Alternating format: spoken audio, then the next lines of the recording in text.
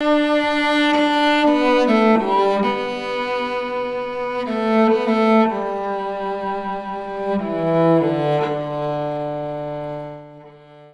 Rhoda Keener, and I'm co-director of Mennonite Women USA.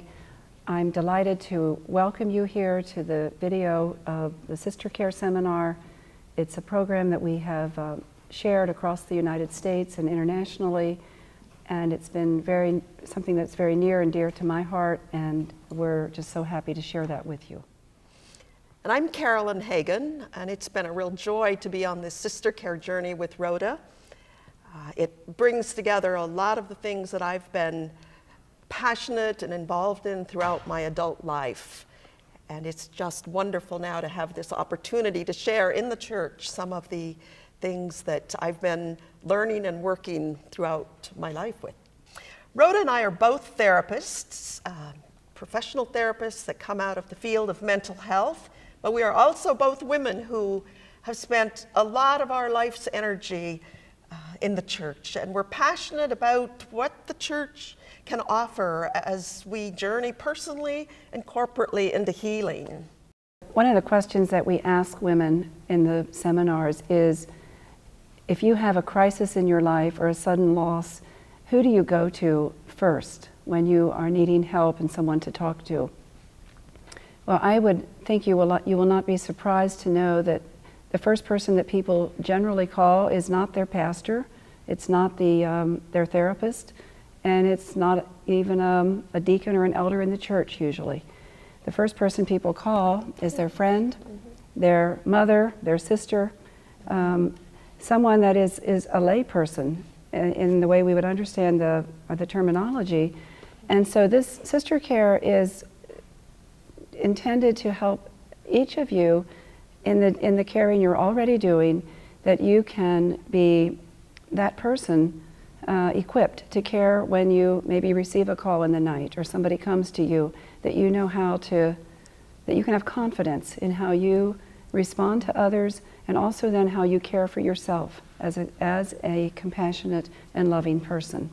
There are some issues that one really does need to probably work with a professional therapist. There depression or recovery from rape and sexual abuse or eating disorders. But most of the pain of our lives has come about because of broken relationships or in the context of unhealthy relationships. And I believe, and I know you believe, Rhoda, that healing often happens best, again, in the context of healing healthy relationships. And I think sister care better prepares women to know how to be that person that walks alongside someone who is trying to recover from life's wounds and brokenness and from loss. Yeah, and when I worked in the mental health field, part of the frustration can be that how do you then bring your belief in faith and the healing of Christ also into that work, and to work with integrity. And I believe that ultimate healing comes from God and from Christ. I know that we've both talked about this, and we see this in persons who can integrate all the healing modalities and then bring that to Jesus. You've probably all heard the story, surely it's apocryphal, but the story of the little girl who lived in an area where there were lots of thunder and lightning storms that frightened her, and at night she would come in the middle of these storms and awaken her parents and dive into bed with them for comfort. And so they wanted to give her some ways of dealing with her fears that didn't involve awakening them every night. And so they taught her that if you listen and count between the time you see the flash and you hear the thunder, you can gauge pretty much how close the thunderstorm and lightning is to you. And then they used this opportunity to remind her again that God is always with us no matter what's happening in our lives. And they were feeling very good about their dealing with this situation and this issue. So they were surprised a few nights later when she woke them up again. And they said, "But don't you remember? We explained to you that God is with you even in the middle of this storm." And she looked at them and said, "Yes, but I want God with skin on," as she dove down between their warm bodies in the bed. And isn't that what we all want? We want, in times of our own pain and agony, we want more than just the head knowledge that God is with us. We want God with skin on to be there with us on our journeys. And each of us is God with skin on for one another, and we can be that. When we begin the Sister Care Seminar, we start first with looking at who we are as people, as individuals, and the first unit that we work on is to claim our own identity as God's beloved daughters. This is, people are often surprised that that's where we start with Sister Care, in looking at ourselves first, but truly we cannot care for others until we also care for ourselves.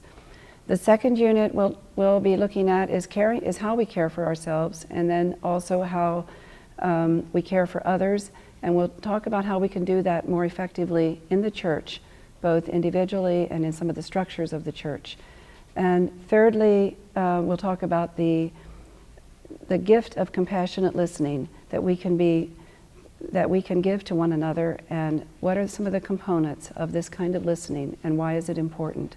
And finally, we'll talk about how our grief and our loss can be transformed in the church through the presence of Christ and through one another, as we are Jesus with skin on to one another.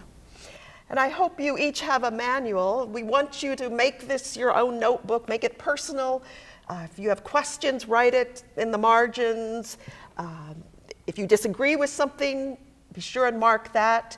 And if you need a clean copy of your manual, they're available through Mennonite Women. So don't be afraid to write in this manual. We want it to be a workable tool for you, so make it your own. And as we are sharing with you, we will imagine small groups of you in Sunday school classes, in living rooms, wherever you meet, with a facilitator who will help to guide you through this time together, these 12 sessions.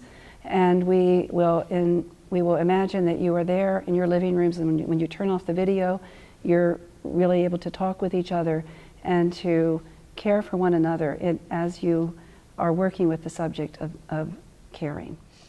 And you're joining a community of now thousands of women around the world in a variety of languages who have participated in sister care. And I hope that as you go through this together, you'll have a sense of being part of that global community of women who are wanting to learn how better to be the hands and face of Jesus and God with skin on. Yeah. So welcome to Sister Care. And write and tell us about your experience with your groups. We would love to hear it at Mennonite Women USA, and we bless you on this journey.